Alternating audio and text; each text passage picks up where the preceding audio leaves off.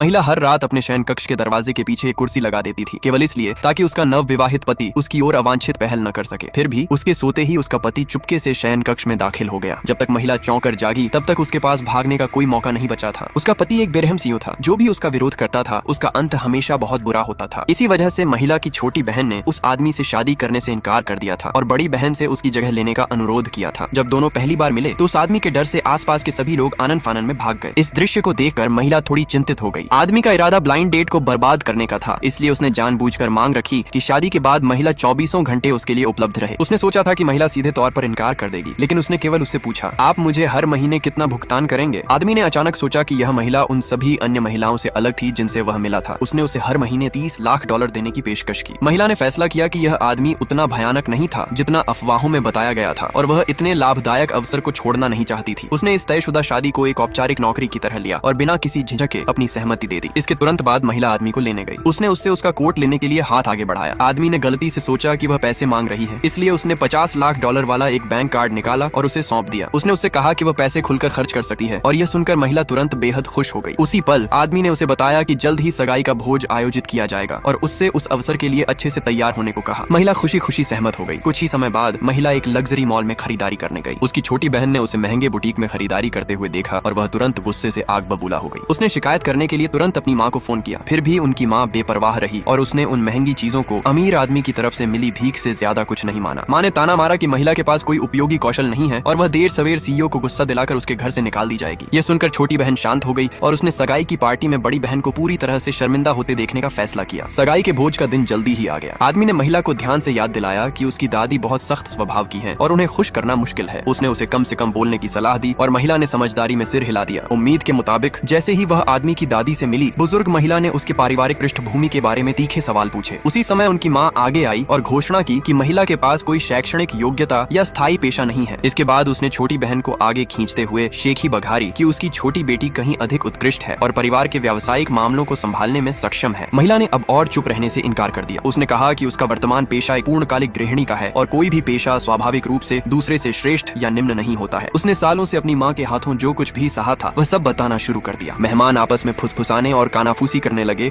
और यहाँ तक कि सीईओ की दादी भी महिला को दया भरी नजरों से देखने लगी। छोटी बहन ने फिर भी पीछे हटने से इनकार कर दिया और पलटकर जवाब दिया, एक पूर्णकालिक गृहिणी होने के लिए आपका वेतन कौन देता है? उसके शब्द खत्म होते ही आदमी अचानक आगे बढ़ा और रूखेपन से बोला, मैं देता हूँ। माँ और छोटी बहन के चेहरे उसी वक्त शर्मिंदगी से लाल हो गए। आदमी की दादी ने भी महिला की बातों का समर्थन किया। यह पहली बार था जब किसी ने महिला की रक्षा के लिए कदम उठाया था और उसने एक ऐसी गर्मी महसूस की जो उसने पहले कभी अनुभव नहीं की थी। दोनों को एक साथ जाते देखकर छोटी बहन अत्यधिक पछतावे से भर गई।